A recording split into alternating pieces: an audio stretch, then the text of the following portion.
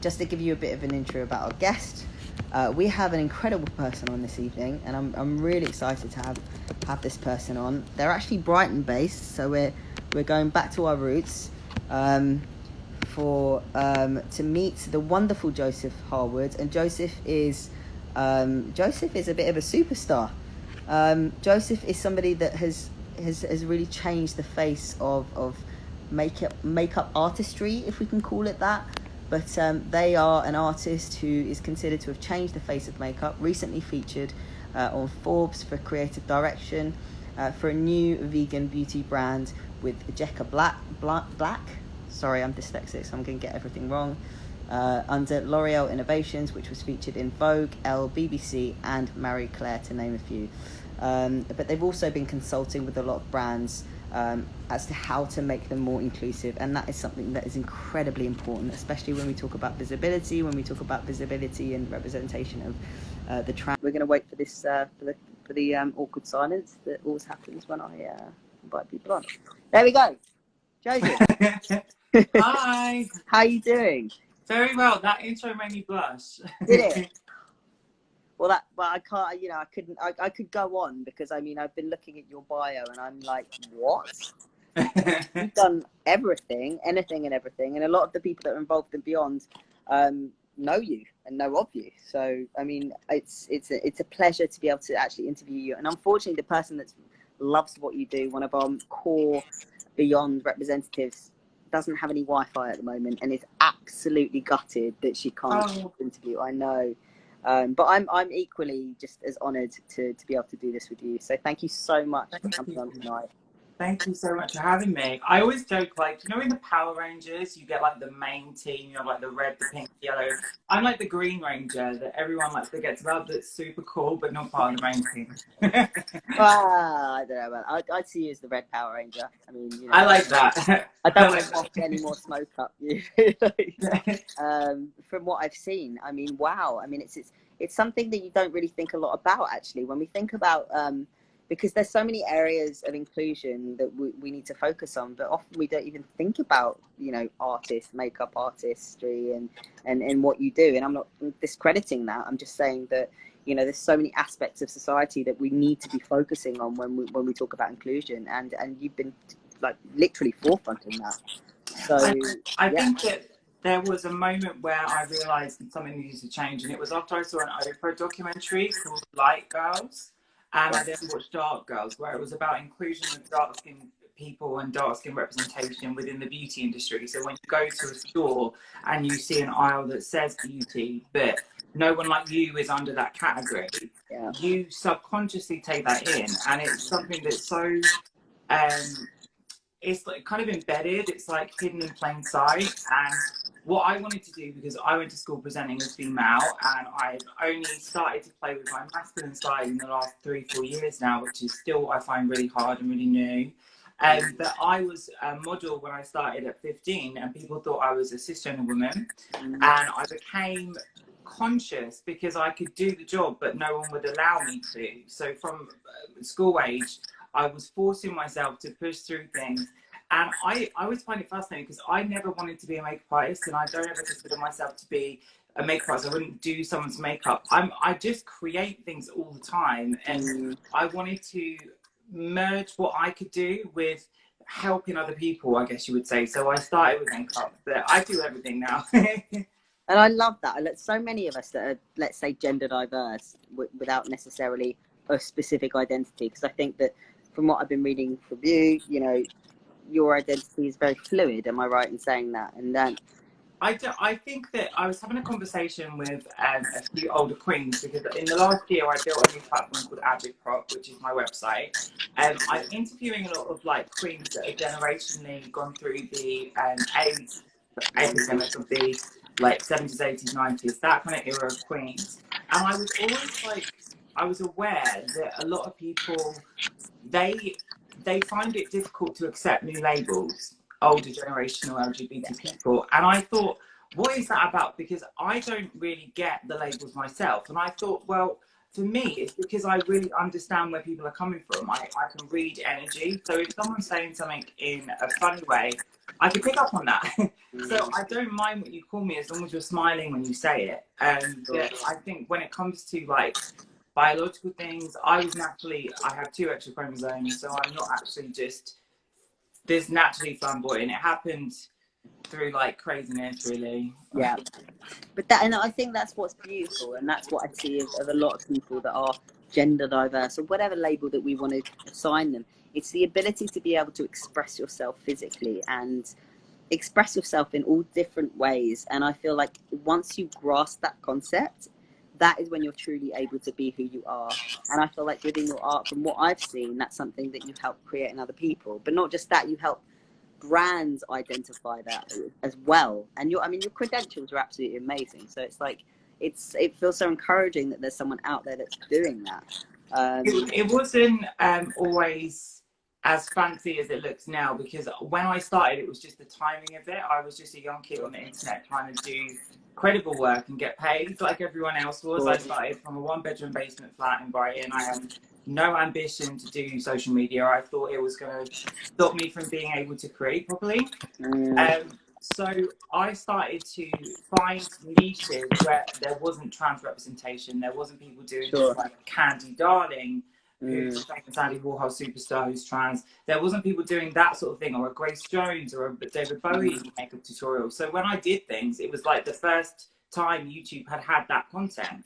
Yeah, so absolutely. I consciously started to do more things like transformative work to help trans people. So when people were failing to access the medical routes, they could actually use makeup as a way to facilitate a change in them in comfort. And I think it was just great timing, really. But it astounds me because I think when you look at people that have had millions of views on YouTube now, they're like celebrities today because they've got absolutely. It's like a PR agency. Like Nikki tutorials as well. Like, you know, there's so many people out there that are doing that are becoming like, you know, they're tutoring people through something like that. And it's so interesting because there's such a shift that never used to be a thing. I don't feel like it's becoming something now. And I feel like, again, it comes back to expression. It becomes like a way to explore yourself, or not yourself, but maybe specific roles as well. And having that element of freedom to do that, you know, having that autonomy to do that. Do you agree? I do agree, but I think that some of it has been marketing on the work of people that have kind of gone under the radar. Like, for example, 2013-14, Simon Cowell ran a contest based on Got Talent, which was called the U Generation Competition. So at the time, Vine was really big. You couldn't do a Vine act on a stage, but you could make it really entertaining for an internet thing. And they also did an artistry category, which I entered as a trans category. I did a trans piece. So I entered, and the wonderful bloggers Pixie Woo, who were the mainstream bloggers at the time, chose me as the winner, and kind of, they did not expect them to choose me. So when I ended up winning that, there was like $100,000 prize. It was a huge competition. People may have seen the Little Mix interview where Jessie does a Jamaican accent and goes like blah, blah, blah. Yeah. Right. That was the behind the scenes of the contest I won. That was the art. So the escape of what it was meant to be was meant to be like a Got Talent win. So when I won that and I was presenting as female, they actually tried to make me look like a masculine version of me to release something about it, and I just wouldn't go with it. So I did that in 2014, and it was before any of this sort of trans media movement had started. And even still, I was finding it hard to get some sort of credibility because I was like 22 or something when I won. Wow. So I wasn't savvy with how things work. I wasn't savvy on how the media kind of sensationalizes this stuff. I was just a good artist. You couldn't sensationalize me, so I wasn't valuable in the bigger picture.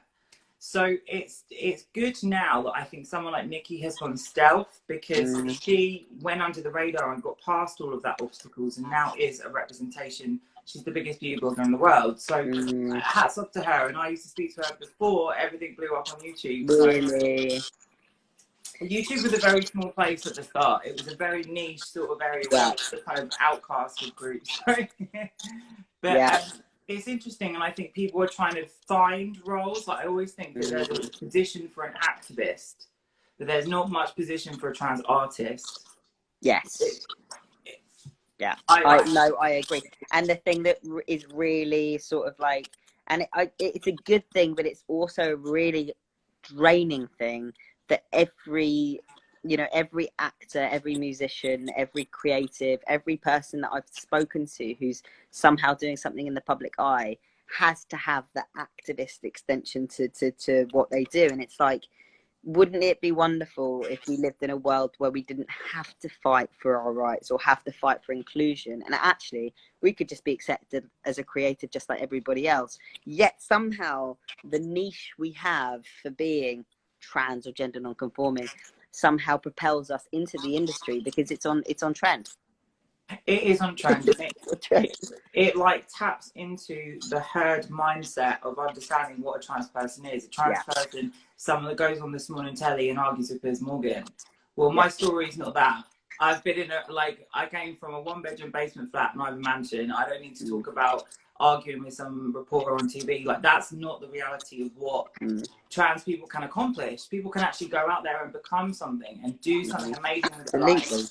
And I find that, like, when I went back to that sort of the videos that Oprah put out, or she was involved with, called Light Girls and Dark Girls, where it was about representation and just seeing something, you can be it. So I always think, even though I'm not actively seeking more visibility from my social media anymore, because I got to a cut-off point where I was just like, this is not, what am I going to do next? Am I going to be one of these argumentative YouTube bloggers? No, I'm not. I'm just going to do my own thing. But I decided that if I'm just going to be myself, I'm going to make myself in front of the world. And then other people can say, oh my God, someone actually my age group has gone out there and actually got a position where they're consulting with a brand on beauty. They were talking to the head of Paco Rabanne about how to do the telly adverts on 1 million. That's amazing. That's incredible. That is incredible. And I feel like, you know, that kind of work is in itself, it's inclusion work. It's the kind of work where, like, you're pushing for something that should be there but isn't. And but you know, just hearing that you're doing that just makes me feel so encouraged and so happy. And that's the thing, it's like, it's a complete double-edged sword, where on one hand I'm like, we shouldn't have to be doing this, it's like, it's not our job. But on the other hand, I'm like, oh my God, someone's doing it, it's so incredible. Like, it's you know, it makes me feel so inspired and so happy, because it means that times are changing. But just to have seen what you've done, I mean, I'm honestly blown away just by looking at what you've been doing. Blown away.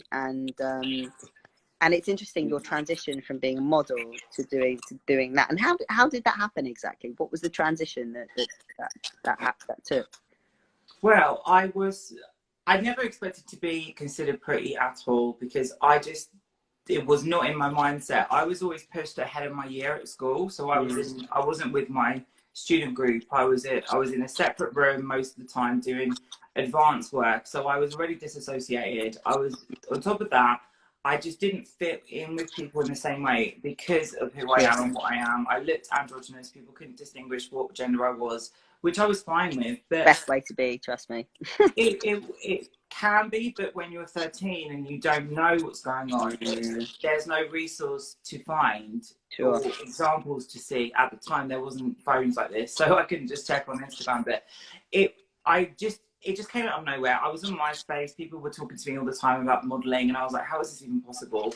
And it blew up for me very early on, but only in an editorial way. I didn't get very much success when I wanted to do beauty, or I wanted to do like campaign videos, or there, at the time there was a big poster going around with L'Oreal with Mila Jovovich from Resident Evil and Fifth Element. And I oh my God, yes. So I was like, why, if I really like the lady, why can't I do the job? And it just annoyed me. So I went to Tokyo when I was 17, and I was living in Takadama, and I was trying to do editorial work because they appreciated androgyny and they considered it masculine. So they were willing to pay. So I was like a kid working in Tokyo. And when I was out in Tokyo, one of the photographers said to me, you're so pernickety about the makeup. You need to do makeup. And I was like, oh, that would be easier for me to do than to do this like posing thing, which I couldn't do. It was just too much work. But that's how it happened. Yeah. And that's and please feel free not to, if there's anything that, you know, I asked that feels uncomfortable, please feel free to say, I'm not going to answer that question. Okay. But how did it feel at you know, 13, being perceived as, androgynous, like, because it's definitely something that we understand more nowadays. Like, we understand androgyny, we see it, and we kind. But what was it? And trust me, like, I consider myself sort of semi-androgynous, and I'm kind of going through transition. But I get he, she, ma'am, and fucking sir day in day out, and it makes my mind want to explode. But I can't imagine what it's like to be a 13-year-old and have to go through that. Like, is that part of your experience? Did you go through that experience where people were misgendering you constantly, or? It was a strange dichotomy of extremes. I had people that were really nasty and horrible, as you can imagine, and then I had people that were adoration, and there was no middle ground. There was just one or the other. And I remember, because I grew up in Brighton, and at the time there was all these amazing shops like Rag Freak, which is like this crazy goth shop, and there was all this like subculture in Brighton that people loved and flocked to. And a lot of my like friends from outside of my school, who I'd met through like hanging out at beach parties with when I was a kid, their parents kind of introduced me to subculture that I didn't grow up on, that was more androgynous. And I kind of found solace in that, because I thought, like, oh my God, if there were people like me that I could identify as, I could be something more than I am. But going through it, it was horrendous. And I feel like I've had to have 2 puberties, because not in the conventional sense when we're talking about transitions and hormones and all that stuff, because it's been an ongoing puberty as well as hormones in me, because I try all the same. Honestly, let's not talk puberty. Yeah, I don't think I socialised. I don't think I socialised properly until I was like 23. It took me that long to really get my feet on the ground and understand what I wanted to do and how I wanted to communicate who I was to the world, because I still think before then I was trying to do what everyone else was telling me to do, and I just couldn't do it anymore. I had to be myself, and even if it wasn't myself, I had to find out. Do you know? Absolutely. And do you know what? I find that really interesting, because that again plays into this whole concept, because it's interesting when you go from, like, obviously discovering you're trans or non-binary, whatever it is that you are, like, we're so conditioned to live in a world that's based on gender stereotypes, right? So everyone assumes it's like M and F, like, if you're male you do this, if you're female you do that. And now we've been given this whole what it means to be non-binary aesthetic or life, and it's like, I don't feel like I fit that. And sometimes I don't feel non-binary enough, trans enough, whatever you want to call it, because I've actually had to discover my own preferences, rather than thinking, like I was talking to somebody else about shaving my legs. I'm like, I want to shave my legs. I'm on T, but I want to shave my hair. Like, but the world, and including the trans community, assume that, like, if you're heading towards a mask representation, that somehow you need to conform to what it means to be masculine. And that's not like this, but that's just the way that we've been socialized. And it's really interesting that you talk about finding yourself and what that means, because I feel like a lot of trans or gender non-conforming people have to go through the process of doing that within their own transition, because we can conform and we can be a stereotype, and sometimes I annoy myself, because I'm so heteronormative in so many ways. But I still want to be seen as queer and non-binary, but those are parts of myself that are internal. There are parts of myself that exist within my psyche. They're not necessarily presented on the exterior. I don't know if you relate to that, but then again, people explore with the exterior in order to reflect their interior, or vice versa. So it's a real minefield. It's really complex. I find that the conversation around this has always been confused, because there's no A and B that people can define. So the problem is when people use what I describe as kitchen table convo. We're talking as part of the community. We know what we go through. We chit chat and we talk about this, and you talk to a counsellor about all of these specific words to represent cisgender, transgender, all of our stuff.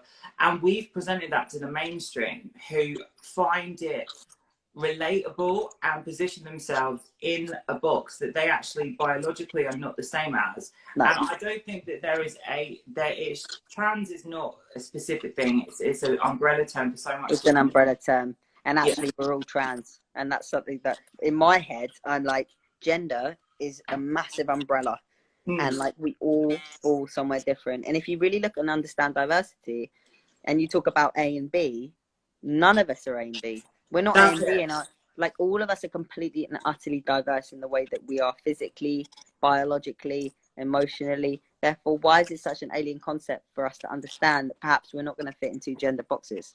Like, That's right. of course we're That's not. right. And when we reach like autonomy, we should be a combination of A and B. Right. And the problem I think has been is we live in a world where there's 7 billion people. 1 in 5,000 people have a chromosomal difference that's actually that's not being diagnosed. They will check a baby for having Down syndrome, which is a chromosomal test, but they won't check and inform the parents if the baby has Klinefelter, which is a form where you have an extra chromosome, and your chemistry is different. Your chemistry, your hormones are different. So we are diverse biologically.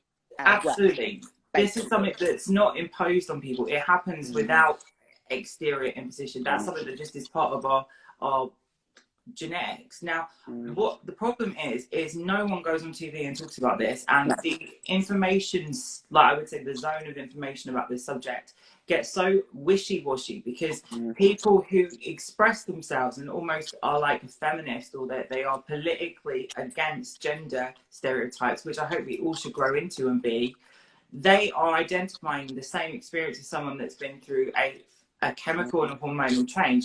And what I find to be a bit of a confusing thing here is I think everyone should be against gender stereotypes. We should be able to express them any way we want. That goes without saying, but you cannot ignore the fact that children are growing up with chromosomal abnormalities that are not diagnosed, and they have to find out through their own negative experience. I mean, the only thing that I'll challenge with that in terms of like intersex people is the fact that it's a diversity that should be embraced. It's like a diversity. I don't think it's a dysfunction unless it's like actively harming or, you know, detrimental to someone's life.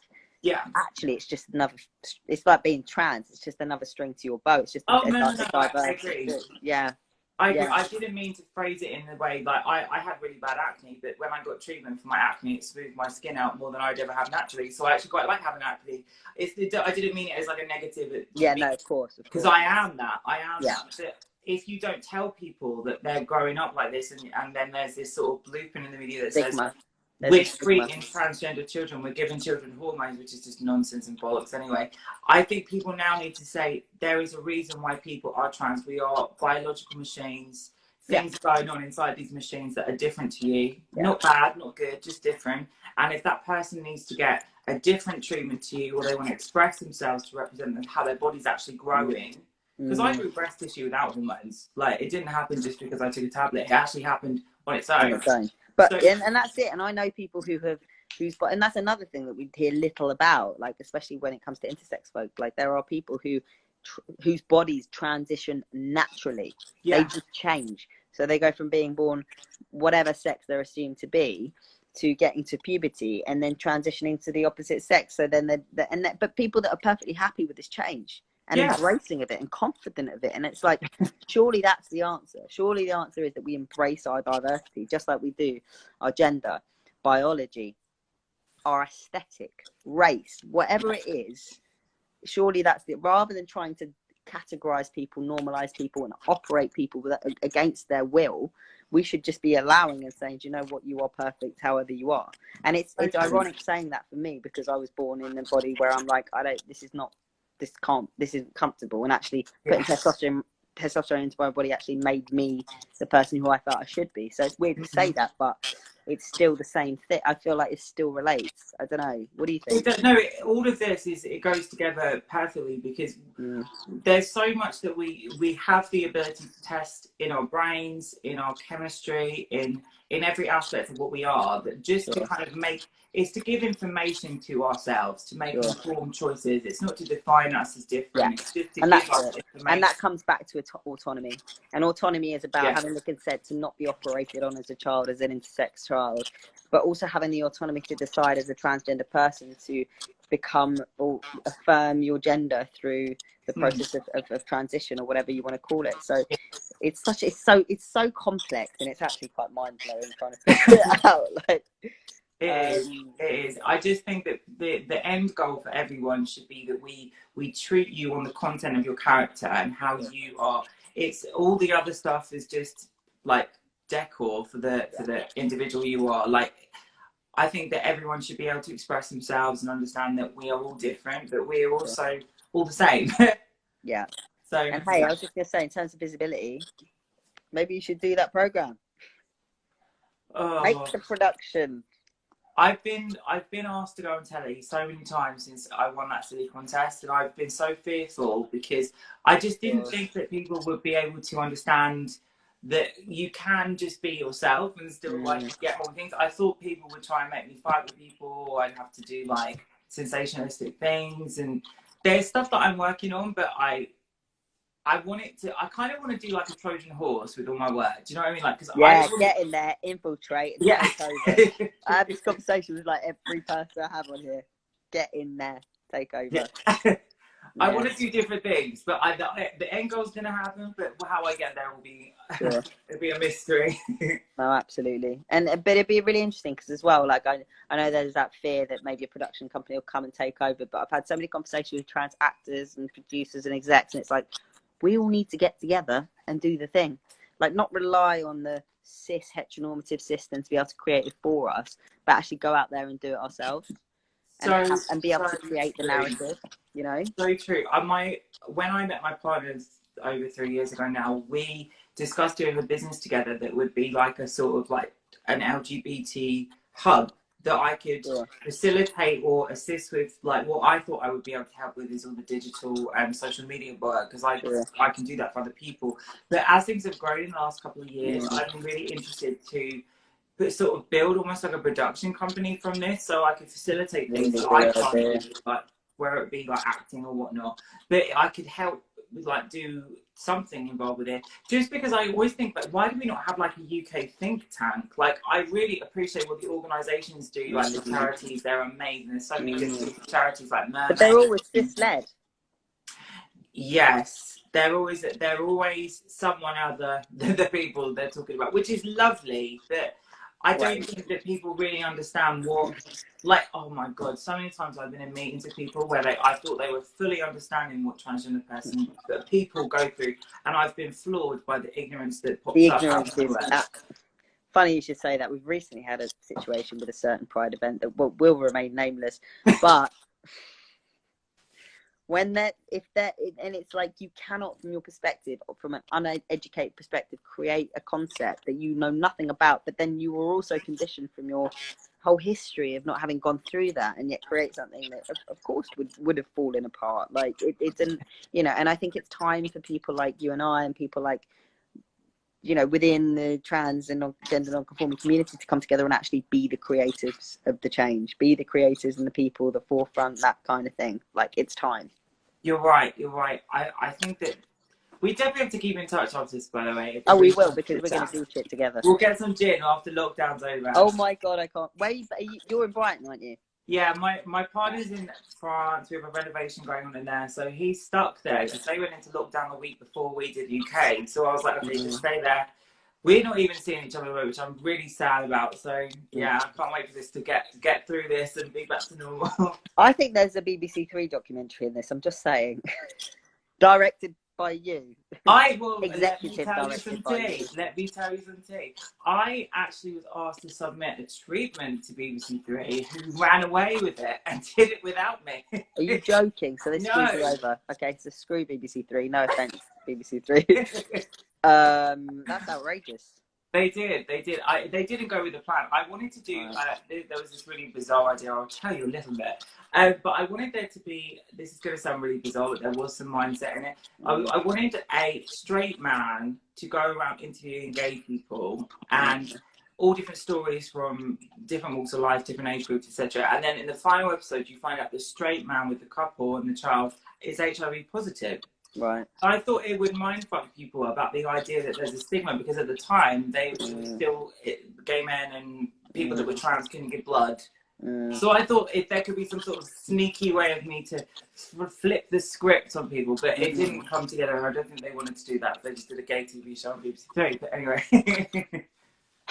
Well, I'm sure the whoever's didn't understand the context, and they didn't get it.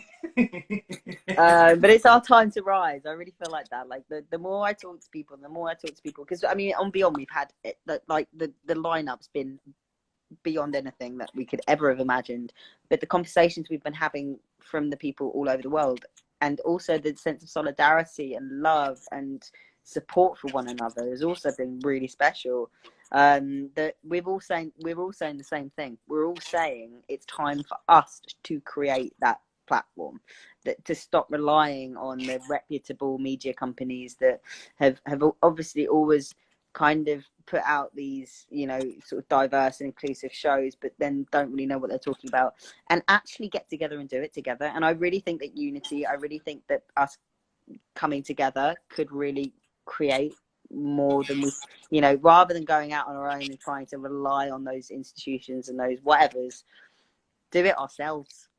I think you're right, and I think this is where now everyone's at home being able to see, because I genuinely think that we have this impression that the whole world is just ignorant of these issues because they're not affecting straight people.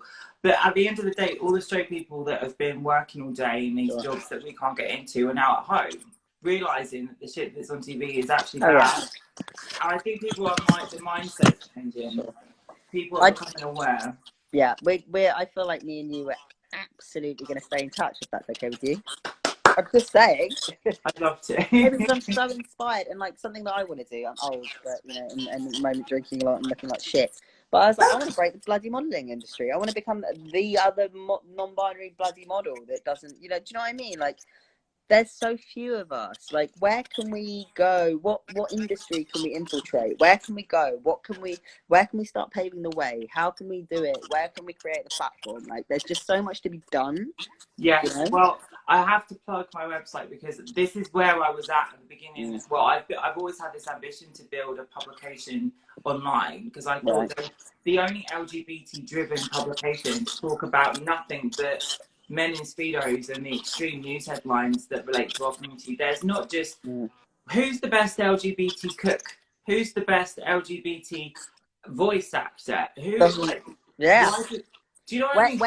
Where's the trans chat show and the, you know, do you know what I mean? Like, there is none of that, and there's and there's so much that, like, there's a readiness for it now, like. So much so, and that is what I wanted to do with my website. So I've got food and I've got all travel and stuff like that on there now, which I never have thought about doing before. But I thought if I just do it, maybe someone else will do it much better than me. No, I mean, from what you're doing already, it just seems like you've done so much already, and it is inspiring. I think it's inspiring for a lot of us, because I think so many of us, I think there's a lot of people within the community that just don't have. Of course we don't have confidence in ourselves. I mean, why would we? Why would we even want to try when we don't, you know, when we look at the competition, we look what's out there, we're scared of the potential, you know, treatment or backlash, or, you know, I know I'm scared of certain spaces, and I just avoid them because I'm like, I don't want to put myself, it feels like putting yourself at risk. Putting yourself out there is putting yourself at risk, you know, and that includes in any industry. There's so much potential for harm in normal situations that just go under the radar with a lot of people. But there's also another thing to that, and it's like, well, I want to make money to pay my bills, and I'm not going to go through the effort of having to overcome something to just get my day-to-day stuff done. I still need to do the day-to-day stuff first. So I think, like, a lot of people are not so much scared, they're just unable to facilitate the movement they need to get there because of the Michigos we all have to go through. But I do think that there is so much more, because social media has facilitated that sort of lift in everyone's maybe financial life if you do it right, or your reach to people.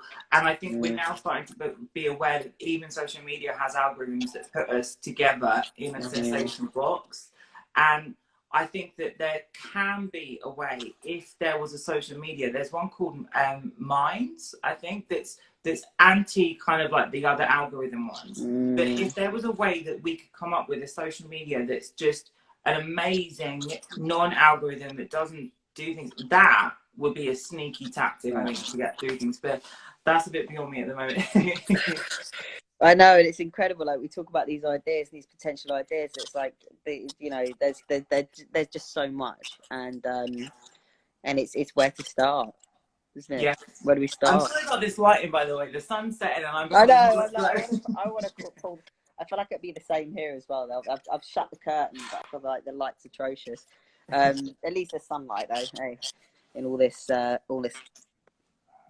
well, I'm going to say crap. But you know, so how has it been for you, like during this time? Like, has it been difficult? Has it been have you been able to carry on within your career? Have you been able to do a lot of the things that you do online? Like, what's it been like?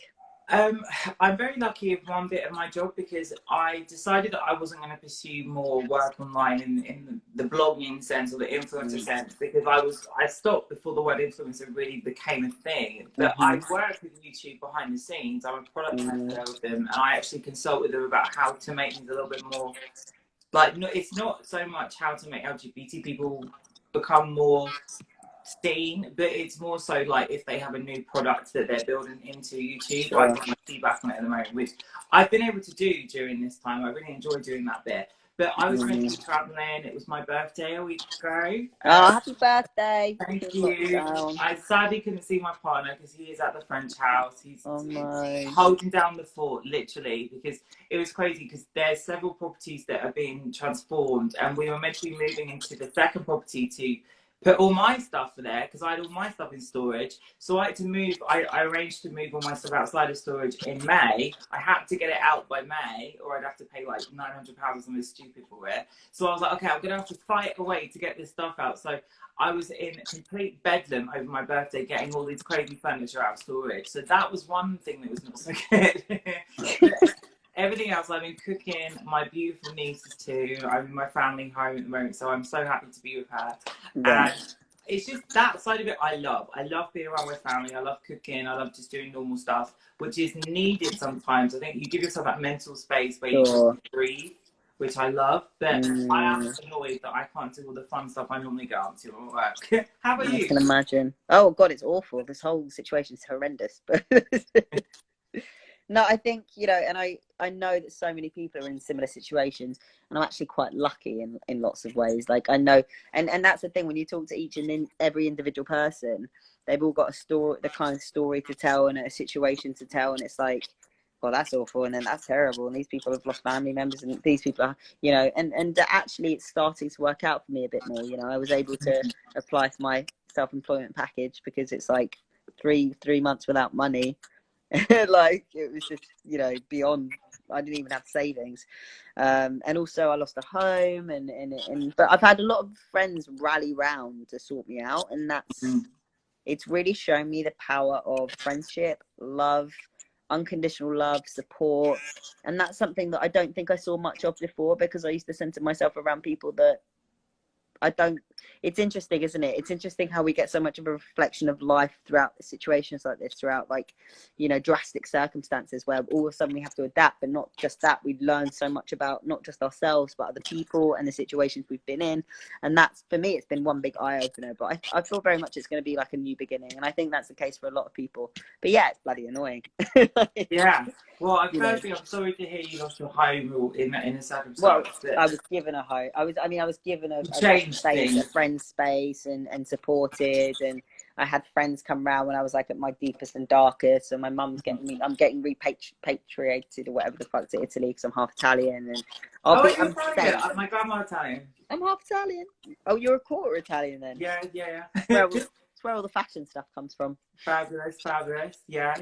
Love it.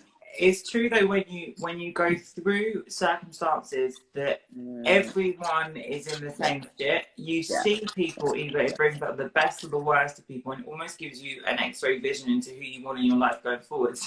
Oh yeah, it's like the CUNT filter, the CUNT Tuesday filter. It's like, oh, you don't care about me. You never really cared about. You pretended, but it's at times of crisis. When the times of crisis happen, and you're lowest. And then you really see the people that, even if you're a bit of a dick, excuse my French, like whatever, even if you're a bit of an idiot, or you're stressed, or you have a moment, like say you have a breakdown and an upset or whatever, if those people go, it's like, well, you're the people that you were never meant to stay. It's like that classic saying of people that can't, like, aren't there for your worst, that appreciate, well, whatever, they appreciate for your best worst thing. Yeah. You know, it's the people that truly are there, and they can see that you're suffering, they see that you're struggling, they see that you're swearing a couple of times and getting upset and raising your voice, but they'll be there for you 2 days later because they know that you're going through a stressful situation. People that are unable to detach themselves, family members that are able to sort of like, you know, you do that to them and they come back. People that come back to you, I think, you know, because we're all entitled to make mistakes and be upset and be stressed right now because it's one of the most stressful situations in the world. Yeah. Or in history, really, in our history. So it's the people that are truly there for you and truly stand by you that I feel like those are the true representations of family and friends. And it's for those of us lucky enough to experience that, I think this has very much been a time where we've had that filter.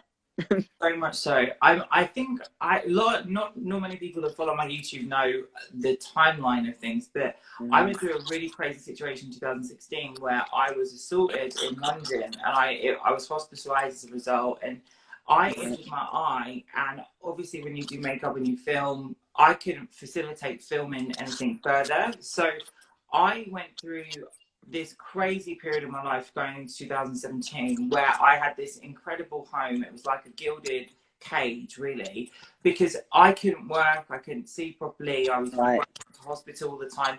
And in that time, I kid you not, the people that I thought would be there and would be supportive to me and give me the benefit of the doubt, and I was freaking out and acting a fool, none of those people are in my life today. I quickly learned that there is people in my life for a reason, people for a season, and I've moved on to the next. Oh, I love that. Yes. Oh my God, I'm sorry, I'm gonna have to write that down. Yeah. Is that yours? Is that your? If you could coin that, is that yours? I come out with loads of nonsense. I'm like a filter. I watch everything and it goes in my head and it pops out at random occasions. People in your life for a reason. Is or that a it? season. Or a season. Yeah. That is absolutely stunning. My God, I love that. It's true, but you can see in these times when the people that are meant to be there for you will be. You should be fighting for friendship. It's like, No, you're absolutely right, and I that's interesting. It's interesting, and you know, there is this sense of impermanence. People come in and out of your life in either a good way or a bad way, but then there's people that are like there no matter what stuff you throw at them, you know, minus abusive stuff, but you know, upset, anger, frustration, mental health. The people that stick by you are the ones. They're the ones, and it's such a difficult lesson to learn. It's taken me this long to get here to actually think, yeah, and I only want to be around people that make me feel good, you know. And I think for people like us, but people in our community as well, where there is so much trauma and high intensity and drama, it's like that's almost even more important to understand that lesson.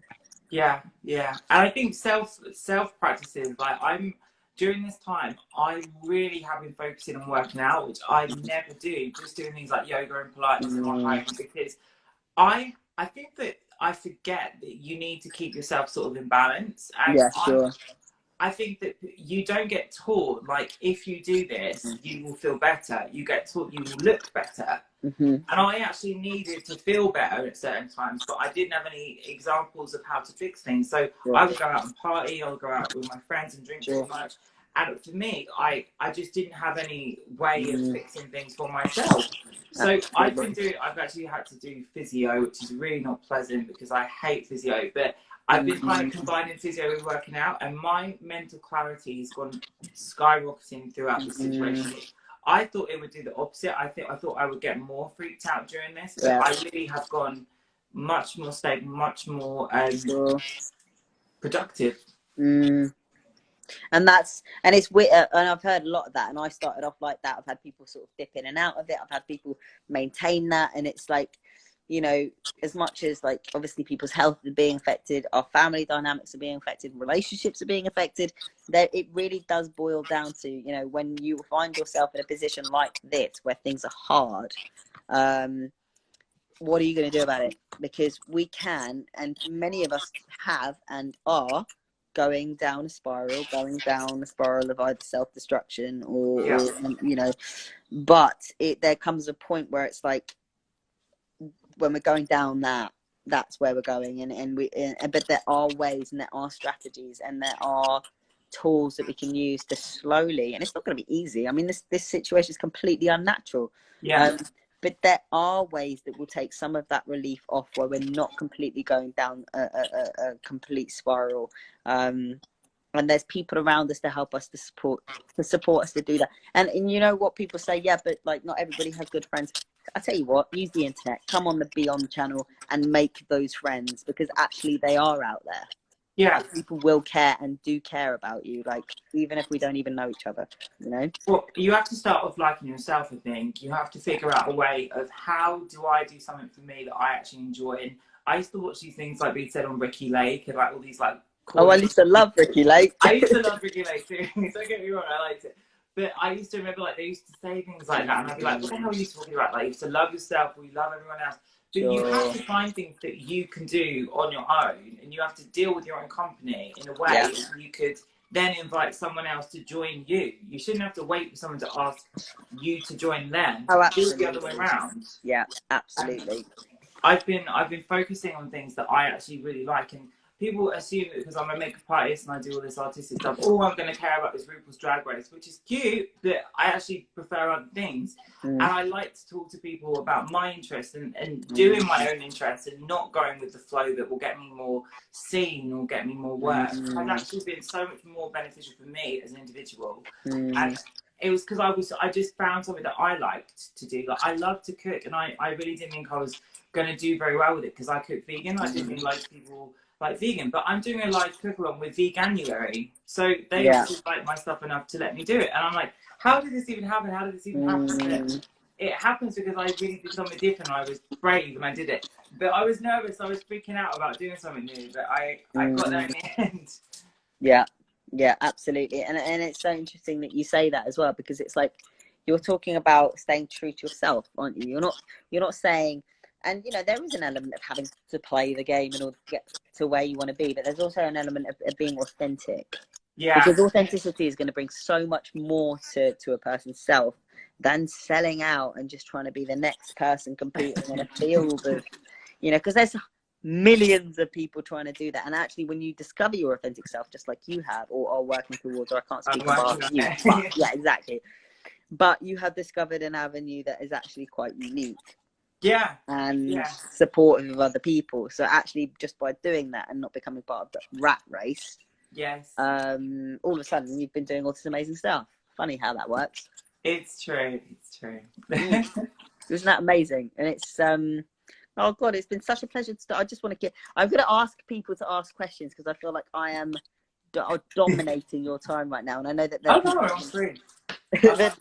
people that have been saying things, but I think some of the questions have been these chats and / feedback. These chats are so great. Just listening to LGBTQ conversations is so comfortable. All the queer spaces, coffee shops and meeting rooms and presentations are closed right now. So just having this platform, I think, is so important. I can't say this. AGITPROP. AGITPROP. See, it's like a Russian version of propaganda. Right. It's definitely an amazing website and so informational. That's my website, by the way. Of course it is. It's at josephharwood.com. It's easy. You know, you can do the word, just my name. Oh, somebody said, do you think doctors don't give parents enough information in their intersex children? It seems that some parents don't know how to support the system. Doctors still perform operations on intersex children. Intersex conditions are still considered as a disorder and are still part of the, I don't know what disorder, I can't remember one of the disordered things. It's seen as a disorder. So yes. Yeah, the science we have has not been applied, and I think that we need to join an endocrinology thing where people really get and understand hormones into why are we not doing brain scans when we know there's something called the sexually dimorphic nucleus, which is in the back of the brain, that is different depending on what gender you're attracted to and what pheromones you're attracted to. It's a different shape. So why are we not trying that, or finding out more about that, or learning how that changes? And so much stuff. It just needs to be organised and funded. But that's my long-term goal. I really want to do that. And that's the thing, isn't it? It's trying to do more when more needs to be done. And you know, I do LGBT awareness training and trans inclusion training for like businesses and schools. but a lot of my time is spent on trying to look at the areas of that are less understood. So it's like, I'm going to focus more on insect people. But I need to raise that awareness, because every school I go into, 99% of people haven't even heard of the word intersex. Yeah, but when we're talking about the ratio of intersex people in society, it's as high as people with blue eyes and ginger hair. And yet, why don't enough people know about intersex people? Like, why is it still something that's not being discussed? So I think it's really important to talk about the things that aren't being talked about and raise that kind of visibility. And that's kind of, because the thing is, we have so much LGBT history, but we still don't have enough. Like, we're still building on that history, and we're still writing it. Yes, and it's sometimes just pointing out the obvious. Like, I did an internal thing at L'Oreal, because L'Oreal do this new, it's like a movement under all of their companies where they're talking about supporting trans people within the workplace and offering support to trans people on the forefront of their counters, because they used to be really strict with how people present on their counters. And I said, why are you even talking about like the big advert campaigns where you're inclusive? Why do you not just use anyone who has eyes in a mascara campaign?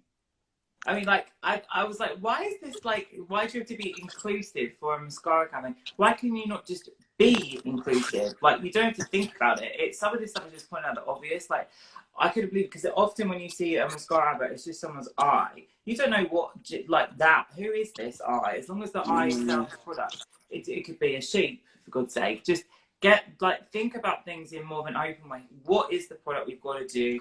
How do we need to show this? And just think about, oh, I don't need the girl next door with the blue eye with the blonde hair. We can use anyone that's got beautiful eyelashes, because that's what the product does. So sometimes it's just pointing out the obvious in what you see. But I understand it's a little bit more superficial, but absolutely. Yeah. No, absolutely. And there's there's so much to be done. There's so much that we need to look at. So many aspects that we've got to delve into and be like, shit, there's that. So there's so much to be done, and people like yourself are at the forefront of that change, which again is so crucially important. So I just want to thank you from the bottom of my heart for again doing what it is that you do, and it's just so amazing to witness and to read into and to think, God, more of this needs to happen, and we're going to stay in touch. Yes, please. Yes. Is it okay if I repost this interview? Absolutely. If you want to screen record it, or because we can screen record. I don't know if we can screen record after, but we certainly can. I'll try and do that, but please do, because we'd love that. And we'd love to have you back on. Yeah, defo. I'll come back on. I'll be a bit more coherent, because I've been literally up since the early hours trying to get on with some international clients. So this has been a really amazing interview, and actually one of the really better interviews. So thank you so much. We've had some really in-depth and incredible conversations. So.